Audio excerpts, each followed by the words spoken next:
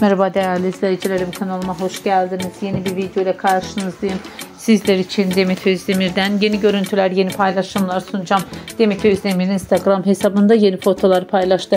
Görüntüleri bir araya toplayıp sizler için sunuyorum. Umarım beğenirsiniz. Şimdilik benden bu kadar. Hoşça kalın, sağlıcakla kalın arkadaşlar.